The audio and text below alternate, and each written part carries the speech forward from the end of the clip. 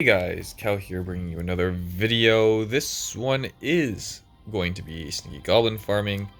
This is the normal Sneaky Goblin Farming army we usually use.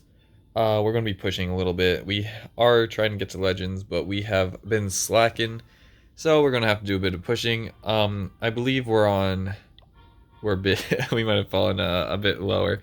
But essentially, if you're new to the channel, what we're doing is we're just looking for bases that look like this, that have a dark elixir storage close to the town hall, and all we're doing is essentially sniping out both, and then moving on to the next raid. For those also wondering and maybe new to the channel, we do not go for anything that isn't dark elixir. Like, of course you see us going for some elixir here and some gold, but we're gonna skip out on a lot of the other resources, mostly because sneaky goblins take so little elixir essentially to cook up that ooh, I guess they changed on us a little bit there. They cost so little in the grand scheme of things that any amount of elixir that you gain is pretty much positive, and you'll just slowly be gaining that elixir over time. And when it comes down to it, dark elixir is the most important resource. So as long as you're doing effective dark elixir farming, you'll effectively be getting all the other resources as well. Gold being you only use gold for those nexts, and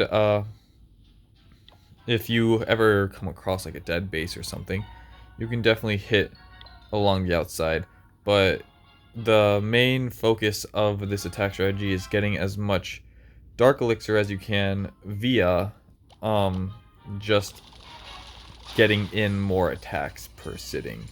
So if you weren't doing, so we're probably going to do 4 attacks here. If you aren't getting those 4 attacks in, then of course maybe doing a different type of, oh, I think we might miss here. Yeah, we're gonna have to drop an invisibility spell here for this wall breaker, get it through. We're gonna drop a jump to get us to that dark elixir and that town hall, and we're gonna drop a few invisibility spells. We messed up that one, but we did not mess up the one to the dark elixir, and we're of course not gonna mess up the one on the town hall. Of course, you do not want to make your targets invisible, because then the sneaky goblins will skip it. Make sure that you know your placements so that you don't make the town hall invisible and ultimately lose a raid because of it. We're going to keep on pushing. We have 2 more jumps left, meaning we have 2 more attacks left, unless of course we get an outside town hall. If you ever get an outside town hall, go for the snipe.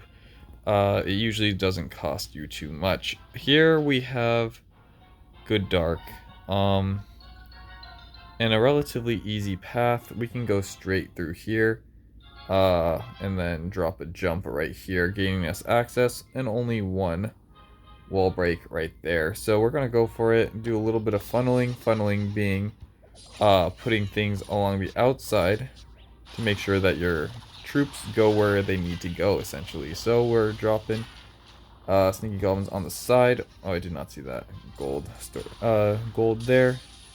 Dropping on the side and sniping out these resources. Lost a sneaky goblin there. Hopefully we can still take this out in 1 invisibility. It looks like we did, dropping our thing there. And this is another example of, like, see, we took out 2 storages just through the pathing to get our sneaky goblins kind of where we wanted them to go. So especially if you're hitting bases with a lot of resources, you're going to be gaining a lot of loot in the long run. I'm using a lot more invisibility spells than I like to usually use, and you should only be using maybe 1 or 2 per raid.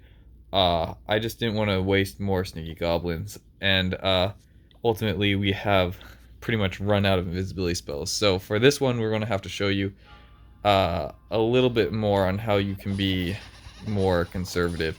So here, if we look around, we saw some full dark elixir drills on the outside. So of course we're going to go for that. It's only one sneaky goblin, and because those drills are full, usually that means the other collectors are full. These ones of course weren't that full, but they were full enough that we might as well take out a few, because we need to do a little bit of funneling anyways, because we're going to be trying to, taking out my little drawing here, we're going to try to jump here to go over into this area. And I didn't notice, but we do have a hole here, so we're going to be taking advantage of that and making it so that we do not need to use any wall breakers or any extra funneling.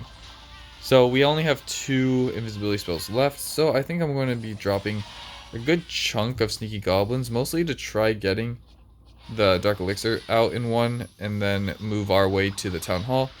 There was a balloon that took out all our sneaky goblins, unfortunately, so we're going to send in a bunch and skip out on this what's it called, clan castle, and take out that and get the win. Once again, another 6k, and we've only been attacking for 6 minutes now, which is relatively normal, especially on this channel. We usually go for 10-minute runs, 6 minutes actually being on the quicker side, but we have run out of things to do. So in 6 minutes, let's just check out how much we got. We got 6, 5, 4, which is 15 plus 4, 19. So 19k. We like to get at least 20k, but I was showing you the more streamlined, efficient way. And sometimes if you're not sniping out those dark elixir drills, you won't get that little bit extra that you need.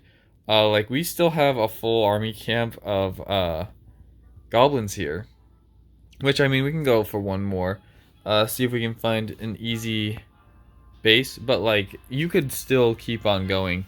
I just was a bit aggressive with my spells, and if you, and it is possible to do it without any spells, like I'll show you here. We have a nice easy town hall right there, and we're gonna get this dark elixir.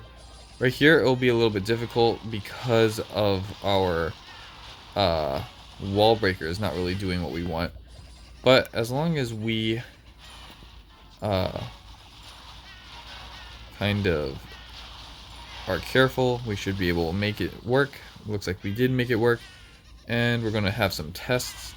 And of course, if you have heroes, heroes are great because, let me show you, you can do this and then warden ability. It's like another invisibility spell. You take it out, and like if you're here, you can drop a queen and take out some more gold to essentially maximize your loot per raid.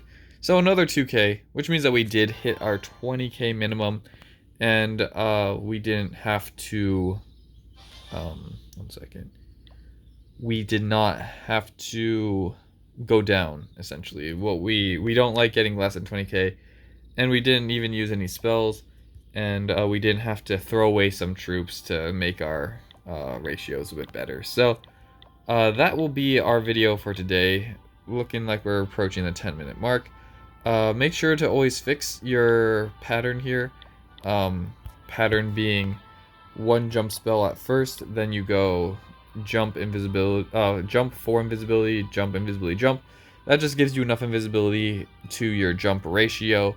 But if you want to know exactly to know if you're spending too much invisibility spell, you have a total of 8.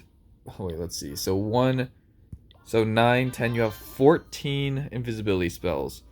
And if we're trying to get 4 raids, 14 divided by 4 is what, 3 and with 2 extra. So if you're using more than 3 invisibility spells per raid, that's probably a good indicator that you're using a little bit too much.